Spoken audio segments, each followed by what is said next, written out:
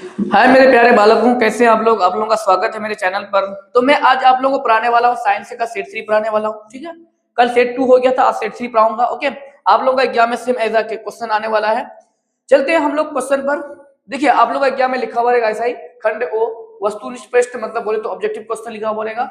180 question दिया हुआ रहेगा। 80 से आपको 40 क्वेश्चन को क्या करना है, उसका उत्तर देना है। उनमें से प्रत्येक विकल्प में से एक विकल्प सही होगा, उसको अपने क्या करना है, और मार्क्स पे फिल करना है। बात समझे। और देखिए, 40 गुना 1 कितना होता है, 40 होता है। तो 40 नंबर आपको मिलने वाला है। अगर 80 क्वेश्चन में से 40 क्वेश्चन आपको बनाना है, आपको 2 गुना क्वेश्चन दिया जाता है। बहुत इजी होता है क्वेश्चन, बहुत सारे क्वेश्चन इसमें ऐसे होते हैं। 30 क्वेश्चन ऐसा होगा कि आपको दिमाग बिल्कुल लगाना नहीं पड़ेगा, डायरेक्ट है ना। पहले क्या कीजिएगा, 1 से 80 तक क्वेश्चन देखिएगा। ऐसा नहीं है कि एक तरफ से बनाते जाते हैं, हार्ड हो या ये हो वो हो, नहीं। जो इजी वाला क्वेश्चन हो उसको सबसे पहले आप बनाइएगा। ठीक है, जो आपको लगेगा कि नहीं कंफर्म ये मेरा सही है, 180 तक क्वेश्चन ऐसे रहेगा। 1 से 80 तक पहले इस तरह जो इजी वाला क्वेश्चन है उसको बना देना है। ठीक है, जैसे देखिए, निम्नलिखित में से किसका अपवर्तनांक सबसे अधिक होता है। तो हम लोग जानते हैं हवा, हीरा, सीसा, जल। तो देखिए कितना इजी क्वेश्चन है ये। तो हम लोग जानते हैं हीरा का अपवर्तनांक कितना होता है, सबसे अधिक होता है।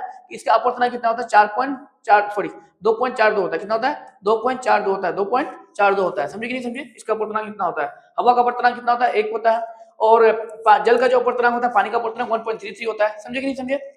अवतल दर्पण में फोकस दूरी क्या होता है। तो हम लोग जानते हैं उत्तल दर्पण में फोकस दूरी धनात्मक होता है, और अवतल दर्पण में फोकस दूरी कितना होता है भाई, ऋणात्मक होता है। ये बात याद रखिएगा, ठीक है ना। उत्तल दर्पण का फोकस दूरी क्या होता है, धनात्मक होता है। और अवतल दर्पण का फोकस दूरी क्या होता है, ऋणात्मक होता है। ओके, बोले किसी भी लेंस का मुख्य फोकस की संख्या कितनी होती है। अगर यहीं पे आपसे अगर दर्पण पूछता, तो दर्पण का जो मुख्य फोकस की संख्या कितनी होती है, तो केवल 1 होती है। लेकिन लेंस का जो मुख्य फोकस की संख्या होती है वो कितनी होती है, आपका 2 होती है, समझे। लेंस जो होता है, लेंस का मुख्य फोकस की संख्या कितनी होती है, 2 होती है। लेकिन दर्पण का कितना होता है, केवल 1 होता है। ठीक, चलिए। बोले दाढ़ी बनाने के लिए हम लोग कौन सा दर्पण का उपयोग करते हैं। तो जानते हैं कि जो नाई लोग जो होता है, दाढ़ी बनाने के लिए हम लोग अवतल दर्पण का इस्तेमाल करते हैं। क्यों, क्योंकि इसमें थोड़ा सा इमेज जो होता है ना, फोटो आपका बड़ा दिखता है। किसके रिस्पेक्ट में, उत्तल दर्पण के रिस्पेक्ट में इसका फोटो थोड़ा सा बड़ा दिखता है और साफ दिखता है। जिस कारण से हम लोग दाढ़ी बनाने के लिए क्या करते हैं, अवतल दर्पण का इस्तेमाल करते हैं। किस दर्पण का, अवतल दर्पण का इस्तेमाल करते हैं। अवतल दर्पण में फोकस दूरी और उसकी वक्रता त्रिज्या आर में क्या संबंध होता है। तो हम लोग जानते हैं एफ बराबर आर, एफ बराबर 2 आर, एफ बराबर आर बाई 2। क्या होता है भाई, एफ बराबर आर बाई 2, है ना। अवतल दर्पण हो या उत्तल दर्पण, दोनों दर्पण में यही सेम बात है। अवतल दर्पण हो या उत्तल दर्पण में फोकस दूरी और वक्रता त्रिज्या जो संबंध होता है वो क्या होता है, बराबर आर बाई 2। निम्नलिखित में से किस लेंस को अभिसारी लेंस कहा जाता है। अवतल लेंस, उत्तल तथा अवतल दोनों लेंस, बाइफोकल लेंस। तो हम लोग जानते हैं अभिसारी लेंस उस लेंस को कहा जाता है जहां पे सारे फोकस का जो इमेज बनता है, ये किरण जो होता है एक जगह केंद्रित करता है, समझे। वो किरण को फैलने नहीं देता, वो सारे किरण को जमा करके इकट्ठा करते हैं, तो उसको हम लोग क्या बोलते हैं, अभिसारी किरण से बोलते हैं। तो उस तरह का लेंस कौन होता है, उत्तल लेंस का भी काम वही होता है। ये किरण को फैलने नहीं देता, एक जगह लाकर इकट्ठा कर देता है, अब एक जगह केंद्रित कर देता है। ठीक है, तो अभिसारी लेंस को क्या कहेंगे, उत्तल लेंस कहेंगे। ओके, दूसरे प्रकाश में किस वर्ण का तरंगदैर्घ्य सबसे न्यूनतम होता है, मतलब सबसे कम। न्यूनतम का मतलब क्या होता है भाई, सबसे कम होता है। वेवलेंथ जो होता है ना, वेवलेंथ 7 रंग होता है। 7 रंग में सबसे 7 मतलब रंग जो होता है ना, प्रकाश की कितनी कलर होती है, तो 7 कलर्स होती है। हम लोग जानते हैं ना, प्रकाश का जो होता है, प्रकाश कितने रंगों से मिलकर के बना हुआ है, 7 रंगों का मिश्रण होता है वो। ठीक, तो उसमें जो है ना, उसको हम लोग हैप्पी नाला ऐसे भी याद कर सकते हैं ना। क्या था, हैप्पी नाला ऐसे भी था, यानी तो वाई वर्ड्स है ना, ऐसे कुछ वर्ड से याद कर सकते हैं हम लोग उसको। ठीक है, तो उसमें जो सबसे तरंगदैर्घ्य सबसे अधिक किसका होता है, तो लाल रंग का होता है। और सबसे कम किसका होता है, तो नीला का होता है, ना बैगनी का होता है, पीला का होता है। सबसे कम किसका होता है, पीला का होता है ना। जो तरंगदैर्घ्य होता है, वेवलेंथ सबसे कम किसका होता है, पीला का होता है। और सबसे अधिक किसका होता है, आपका लाल रंग का होता है। तारों का टिमटिमाना प्रकाश की किस घटना के को दर्शाता है। हम लोग जानते हैं तारों को टिमटिमाना, है ना। तो ये क्या होता है, प्रकाश के अपवर्तन के कारण होता है। किसका, क्या, प्रकाश के अपवर्तन के कारण क्या होता है, तारे टिमटिमाते हैं। ठीक है ना। निम्नलिखित में से किस में प्रकाश की चाल सबसे अधिक होती है। वायु में, निर्वात में, कांच में। तो वायु में तो होती है, कांच में भी होती है, लेकिन सबसे अधिक किसमें होता है, निर्वात में होता है। निर्वात में प्रकाश की चाल कितना होता है, 3 गुना 10⁸ मीटर पर सेकेंड होती है। सबसे अधिक प्रकाश की चाल कहां पे होती है, निर्वात में होती है। ठीक है, प्रकाश के अपवर्तन के कितने नियम होते हैं। तो जानते हैं हम लोग कि प्रकाश के अपवर्तन के नियम पूछे या प्रकाश के परावर्तन के नियम पूछे, दोनों का नियम क्या होता है, सेम होता है। प्रकाश के अपवर्तन के भी 2 नियम है और प्रकाश के परावर्तन के भी 2 नियम है। तो प्रकाश के अपवर्तन के कितने नियम है, 2 नियम है, समझे ना। प्रकाश के अपवर्तन के कितने नियम है, 2 नियम है। ठीक, चलिए। जल विद्युत संयंत्र किस ऊर्जा को विद्युत ऊर्जा में रूपांतरित करता है। जल विद्युत संयंत्र किस ऊर्जा को विद्युत ऊर्जा में रूपांतरित करता है। तो हम लोग जानते हैं मैकेनिकल एनर्जी को। और मैकेनिकल एनर्जी को हम लोग क्या बोलते हैं, हिंदी में स्थिति ऊर्जा बोलते हैं। तो मैकेनिकल ऊर्जा को क्या करती है, विद्युत ऊर्जा में क्या करती है, संयंत्र करती है, मतलब उसमें रूपांतरित करती है, चेंज करता है। समझे कि नहीं समझे। जलता हुआ मोमबत्ती क्या होगा, तो विद्युत ऊर्जा को प्रकाश ऊर्जा में, है ना, प्रकाश ऊर्जा, विद्युत ऊर्जा में प्रकाश। मोमबत्ती कभी भी विद्युत ऊर्जा को देगा, वो तो होगा ही नहीं। रासायनिक ऊर्जा को प्रकाश ऊर्जा में, हाँ ये हो सकता है। ध्वनि ऊर्जा को प्रकाश ऊर्जा, ध्वनि होता ही नहीं उसमें, इनमें से कोई नहीं, तो क्या हो जाएगा, रासायनिक ऊर्जा को क्या करती है, प्रकाश ऊर्जा में करती है। कौन, जलती हुई मोमबत्ती क्या करती है, वो रासायनिक ऊर्जा को प्रकाश ऊर्जा में बदलती है। बात समझे। बोले कि एक विद्युत सेल में धारा प्राप्त करने पर इसके सिरों के बीच विभवांतर का मान विद्युत वाहक बल की तुलना में क्या होती है, बिल्कुल कम होती है। ये हम लोगों ने ये पढ़ा है, बात समझे कि नहीं समझे, एनसीईआरटी का लाइन है डायरेक्ट, ठीक है। प्रतिरोध का मान बढ़ाने के लिए प्रतिरोधों को जोड़ा जाता है, किसमें जोड़ा जाता है, समांतर क्रम में, श्रेणी क्रम में। तो श्रेणी क्रम में हम लोग जोड़ते हैं, श्रेणी क्रम में जोड़ेंगे तो सारा प्रतिरोध एक लाइन में आ जाएगा, जिससे क्या होगा, इसका प्रतिरोध क्या होगा, बढ़ेगा, समझे ना। तो हम लोग प्रतिरोध को क्या करते हैं, श्रेणी क्रम में जोड़ने पर उसका प्रतिरोधों का मान क्या होता है, बढ़ता है, ठीक। कह रहे कि विद्युत चुंबक बनाने के लिए प्राय किस क्षर का उपयोग किया जाता है, तो नर्म लोहा देख लीजिए कहाँ पे, तांबा, इस्पात, नर्म लोहा, तो कौन सा हो जाएगा, ऑप्शन नंबर आपका सी हो जाएगा, बी हो जाएगा। नर्म लोहा का हम लोग करते हैं क्या, विद्युत चुंबक बनाने के लिए, ठीक है। उच्च ताप पर मतलब हाई टेम्परेचर पर कौन सी प्रक्रिया पूरी की जाती है, नाभिकीय विखंडन, नाभिकीय संलयन, तो कौन सा होता है, नाभिकीय संलयन होता है, ठीक है। नाभिकीय संलयन को हाई टेम्परेचर पर क्या कहता है, उसको पूरा किया जाता है। सौर ऊर्जा को सीधे विद्युत ऊर्जा में बदलने की प्रक्रिया को हम लोग क्या कहते हैं, सोलर सेल कहते हैं। क्या कहते हैं, सौर ऊर्जा को सीधे विद्युत ऊर्जा में बदलने की प्रक्रिया को हम लोग क्या कहते हैं भाई, सोलर सेल कहते हैं, ठीक है। पवन विद्युत जनित्र में पवन की चाल कम से कम कितनी होनी चाहिए, तो हम लोग पवन के द्वारा जब विद्युत इलेक्ट्रिक करंट को क्या करते हैं, पैदा करते हैं, उसमें अभी ये करते हैं, उत्पन्न करते हैं, तो उसकी जो हवा की जो चाल होनी चाहिए, पवन की जो चाल होनी चाहिए, कम से कम 12 से 14 किलोमीटर होनी चाहिए, कम से कम। हाईएस्ट जितना होगा इतना उतना ज्यादा क्या होगा, इलेक्ट्रिक करंट उत्पन्न होगा, लेकिन कम से कम कितनी होनी चाहिए आपका, 12 से 14 किलोमीटर होनी चाहिए उसकी चाल, हवा की चाल। सेल का विद्युत वाहक बल होता है क्या, सेल द्वारा इकाई आवेश पर लगाया गया बल, सेल द्वारा इकाई आवेश पर किया गया कार्य, विभवांतर या इनमें से कोई नहीं। क्या बोल रहा है, सेल का विद्युत वाहक बल, सेल का ईएमएफ जो होता है ना, इलेक्ट्रोमैग्नेटिक फोर्स जो होता है, वो क्या होता है, सेल द्वारा इकाई आवेश पर किया गया कार्य होता है। क्या होता है, सेल द्वारा इकाई आवेश पर किया गया कार्य को हम लोग क्या बोलते हैं, विद्युत वाहक सेल बोलते हैं, ठीक है। चलिए नेक्स्ट क्वेश्चन आपका क्या है कि घरेलू परिपथ में मुख्य रूप से किसकी आपूर्ति होती है। घरेलू परिपथ में हम लोग जो अपना घर में जो इस्तेमाल करते हैं वो मुख्य रूप से किसकी आपूर्ति होती है, किसकी कमी होती है, किसकी आपूर्ति होती है, क्या चीज हम लोग मतलब किस चीज का इस्तेमाल करते हैं यहाँ पे, प्रत्यावर्ती धारा या दृष्टि धारा को। तो हम लोग जानते हैं कि भारत के अलावा बहुत सारे ऐसे कंट्री हैं जहाँ पे क्या करते हैं, अपने घरेलू बिजली को उत्पादन करने के लिए हम लोग क्या करते हैं, प्रत्यावर्ती धारा का इस्तेमाल करते हैं। क्योंकि प्रत्यावर्ती धारा का इस्तेमाल इसलिए करते हैं क्योंकि इसके एक तार से हम लोग बहुत दूर दूर तक क्या कर सकते हैं, इसको बिजली को फैला सकते हैं, ठीक है। इसलिए हम लोग क्या करते हैं, प्रत्यावर्ती धारा का इस्तेमाल करते हैं, बात समझे। वर्ण विक्षेपण असंभव है, वर्ण विक्षेपण कहाँ असंभव है, कहाँ इम्पॉसिबल है ना। अरे वर्ण विक्षेपण कहाँ पे असंभव हो सकता है, कांच में तो वर्ण विक्षेपण हो सकता है, निर्वात में, जल में, फाइबर में, ये सब में तो हो सकता है, निर्वात में नहीं हो सकता है ना। निर्वात में क्योंकि वहां पे प्रकाश का चाल जो है ना स्थिर रहता है, प्रकाश की चाल स्थिर रहने के कारण वहां पे माध्यम चेंज होगा ही नहीं। जब माध्यम चाल अगर चेंज नहीं होगा तो क्या नहीं होगा, वर्ण विक्षेपण नहीं हो सकता, ठीक है ना। तो क्या हो जाएगा, यहाँ पर निर्वात हो जाएगा। वायु में रेखा एक कांच की प्रिज्म का आंतरिक आपतित किरण को और मुड़ता है किधर, वायु में रखा एक प्रिज्म को, है ना, एक प्रिज्म को आपतित किरण को मोड़ता है किधर, ऊपर नीचे, आधार से दूर, आधार की ओर। किधर मिलता है, आधार की ओर मिलता है, ठीक है, आधार की ओर मुड़ता है उसको। बोले जिंक को ऑक्सीजन के साथ अभिक्रिया करने पर जिंक ऑक्साइड बन जाए तो किस प्रकार की अभिक्रिया है। यहाँ देखिए जिंक क्या अगर ऑक्सीजन के साथ जुड़ रही ना तो क्या होता है आपका अपघटन, विस्थापन, अपक्षेपण, उपचयन अभिक्रिया। क्या होता है, उपचयन अभिक्रिया होता है। उपचयन अभिक्रिया में क्या होता है, जहाँ पे ऑक्सीजन जुड़ता है और हाइड्रोजन का हटना, ऑक्सीजन का जुड़ना, तो जिंक के साथ ऑक्सीजन जुड़ रहा है, यहाँ पे क्या हो जाएगा, उपचयन अभिक्रिया हो जाएगा, ठीक है। खाने वाला सोडा का रासायनिक सूत्र क्या होता है, खाने वाला सोडा का हम लोग दूसरा नाम क्या बोलते हैं, बेकिंग सोडा बोला था ना, बेकिंग सोडा। तो उसका फॉर्मूला क्या होता है, सोडियम बाइकार्बोनेट। क्या होता है, NaHCO3 को हम लोग क्या बोलेंगे, सोडियम बाइकार्बोनेट। ये क्या होता है, धोबिया सोडा होता है ना, सोडियम कार्बोनेट क्या होता है, धोबिया सोडा होता है, ठीक है। अच्छा, कमरे के ताप पर द्रव अवस्था में रहने वाली धातु क्या होता है। कमरे के ताप पर ऐसा कौन सा धातु होता है जो कमरे के ताप पर द्रव अवस्था में पाया जाता है, तो हम लोग जानते हैं पारा एक धातु होते हुए भी क्या होता है, कमरे के ताप पर इसको द्रव अवस्था में पाया जाता है, ठीक है। आवर्त सारणी के शून्य समूह को कौन सा होता है, तो हम लोग जानते हैं आवर्त सारणी के जो सबसे लास्ट वाला जो आवर्त है ना, आवर्त 18 जो होता है ना, वो क्या होता है आपका, ये होता है नोबट गैस बोलते हैं उसको, इनर्ट गैस भी बोला जाता है उसको, ठीक है, उत्कृष्ट गैस भी बोलते हैं उसको।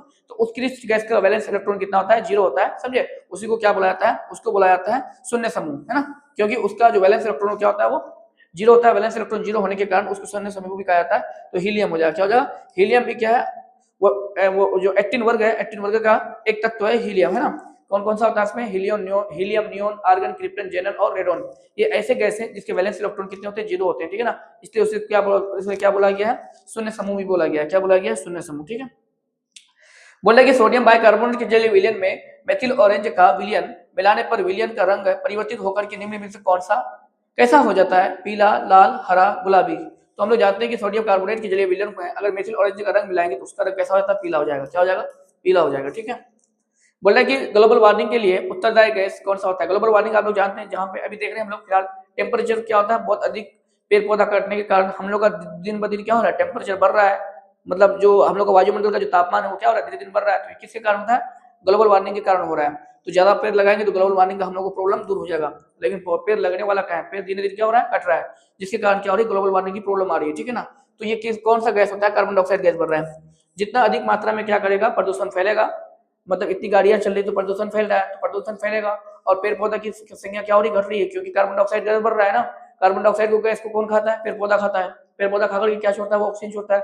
तो पेड़ पौधा कम होने के कारण वायु कार्बन डाइऑक्साइड गैस की मात्रा क्या हो रही है, बढ़ रही है, जिसके कारण क्या होता है, ये आपका उत्तरदायी है कार्बन डाइऑक्साइड गैस। ठीक है, तो हम लोग जानते हैं गंधक की परमाणु संख्या कितनी होती है, तो 16। ये तो बात डायरेक्ट आप जानते हैं ना, गंधक की परमाणु संख्या कितनी होती है, 16 होती है।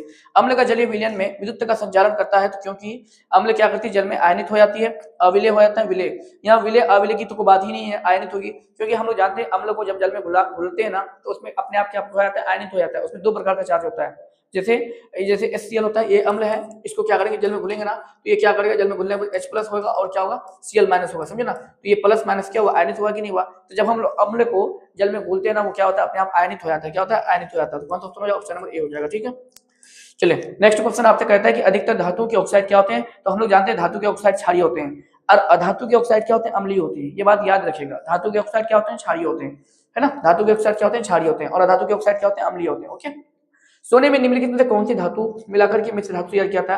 हम लोग जानते हैं कि जो ऐसे जो सोना होता है ना, सोना तो वैसे आपको होगी कि बहुत स्ट्रांग होता है, लेकिन नहीं, सोना भी क्या होता है, नॉर्मल होता है ना, नॉर्मल सोना भी होता है। हम लोग जो 24 कैरेट का सोना है ना, उसको इस्तेमाल हम लोग नहीं कर सकते हैं, तो हम लोग उसमें क्या मिलाते हैं, तांबा मिलाते हैं। तांबा मतलब बोले तो कोबर मिलाते हैं। कोबर मिला करके उसमें क्या मिलाता है, उसको स्ट्रॉन्ग बनाया था, 22 कैरेट का सोना बनाया था, समझे थे ना।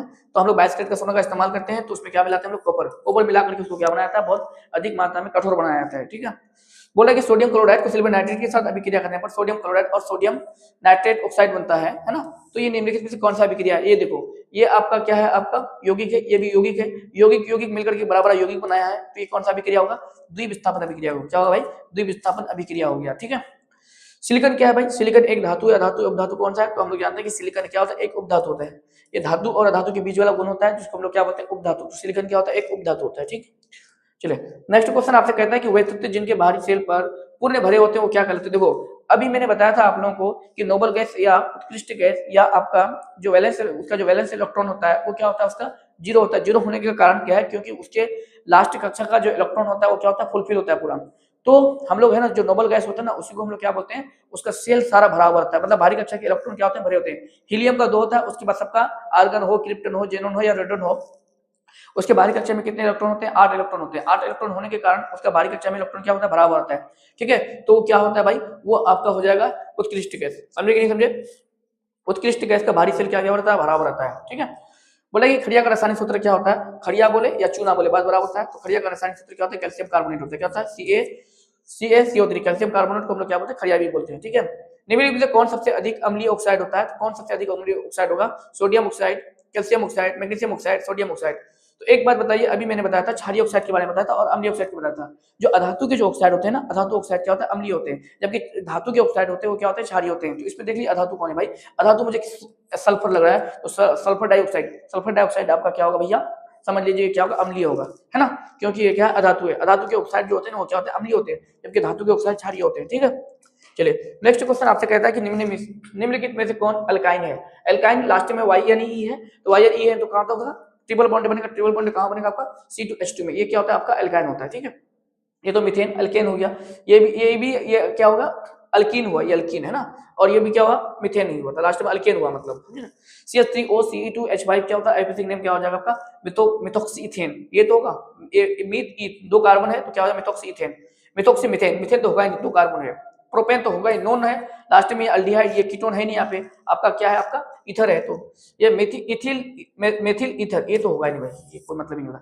तो ये क्या हो जाएगा, मिथोक्सी इथेन हो जाएगा। क्या हो जाएगा, मिथोक्सी इथेन हो जाएगा। ठीक है, निम्न में से कौन यौगिक का ईंधन के रूप में इस्तेमाल किया जा सकता है। हम लोग, और ऐसा कौन सा यहाँ पे यौगिक है जिसको हम लोग क्या करते हैं, जलाते हैं, किसको, प्रोपेनॉल, इसको भी इस्तेमाल किया था। एथोनिक अम्ल, एथोनॉल, हम लोग क्या करते हैं, सभी का इस्तेमाल करते हैं, है ना, ईंधन के रूप में सभी का इस्तेमाल किया जाता है यहाँ पे। ठीक है, बोल रहा है कि सोडियम हाइड्रोक्साइड जिंक से अभिक्रिया करके क्या बनाती है, तो सोडियम हाइड्रोक्साइड NaOH किसके साथ अभिक्रिया कर रहे हैं भाई, जिंक के साथ अभिक्रिया करिए, तो ये क्या बनाती है, ये बनाती है Zn होता है जिंक, है ना। जिंक के साथ अभिक्रिया करके क्या बनाती है, ये बनाएगी आपका Na2ZnO2, है ना। सोडियम जिंक ऑक्साइड बनाता है और इसके साथ साथ क्या बनाता है, जल बनाता है।